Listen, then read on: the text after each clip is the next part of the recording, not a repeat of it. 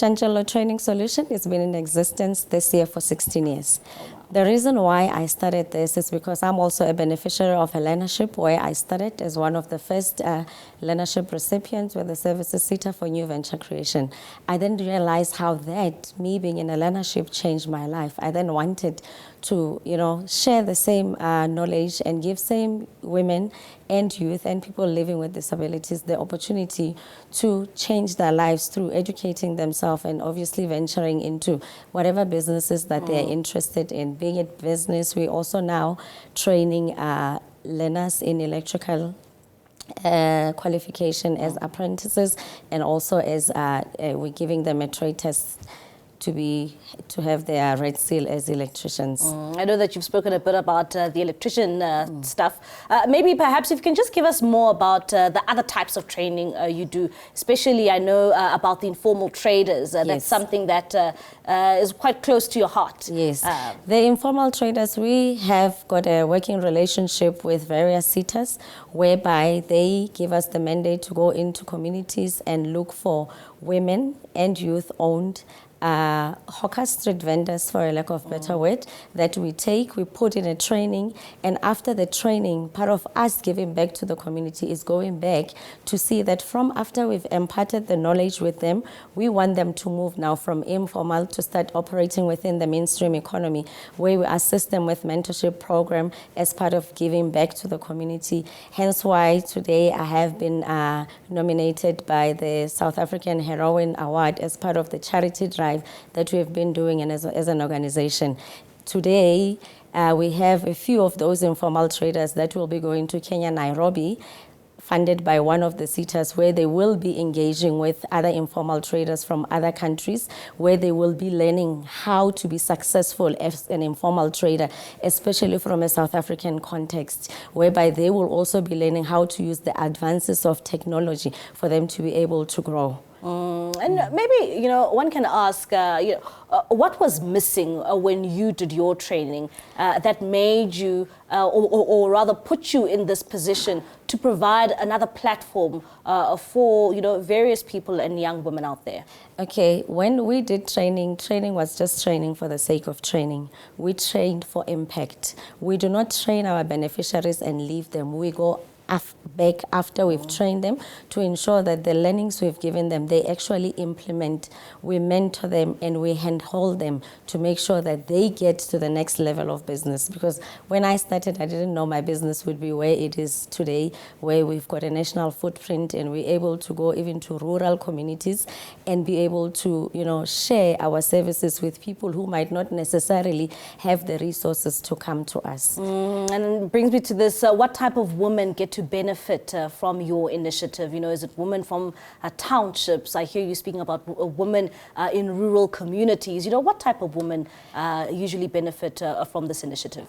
So we do not select all kinds of women because with the informal traders, we know the level of education is different.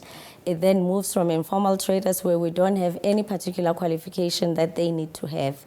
We've got programs that start from NQF level 2 up to NQF level 5, whereby anybody from standard 8 or grade 10 can be into our program. So we go to rural communities. We also go to townships to get these women that have got a business idea or are passionate about doing something, that have actually taken the initiatives to start selling things within their communities where they've identified the gap. How important is this mentorship program to you? And, having a platform, providing this platform to a number of women out there who are very deserving and, who seem to have the skills and just need to be pushed in the right direction? It is quite important for me because what we are trying to drive is that we want women to have economic freedom, to be able to live sustainable lives and to be able to provide for their families, which then changes, the narrative within their environment, whereby they do not necessarily depend on men or do not subject themselves to the kind of abuse that they might have to while they're depending on somebody else. What challenges do you encounter? I mean, you touch so many people's lives, you change so many people's lives, so many women's lives out there. What challenges do you encounter? I'm sure there must be a few. Yes, there's plenty of challenges that we get. I think the first one is when we start, we need to change the mindset of the people, because people have been in an environment where they do not believe in anything.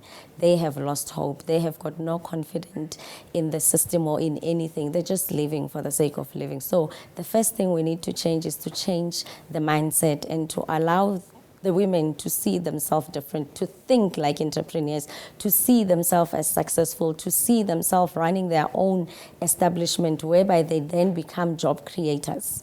So I think the mindset for us is the biggest thing. The second challenge would be, even if we would like to put some people into our program, but there's always that minimum requirement for them to be able to meet certain criteria to be into our program.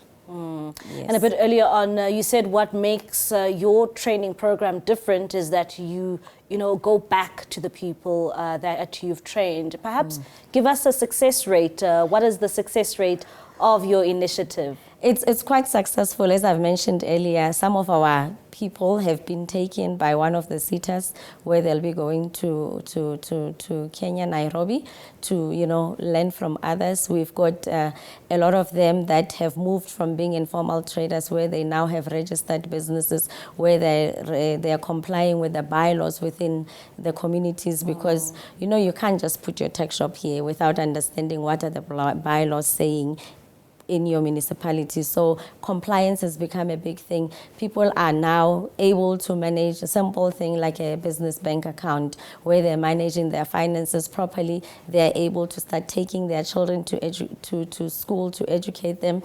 They're able to start saving to buy properties, to have homes for their children. So we've actually seen a lot of progress, where we also, part of the things is we also create a link to the markets, whereby we can refer them with other organs of state, where they can get additional assistance in terms of the field that they've decided to take within business.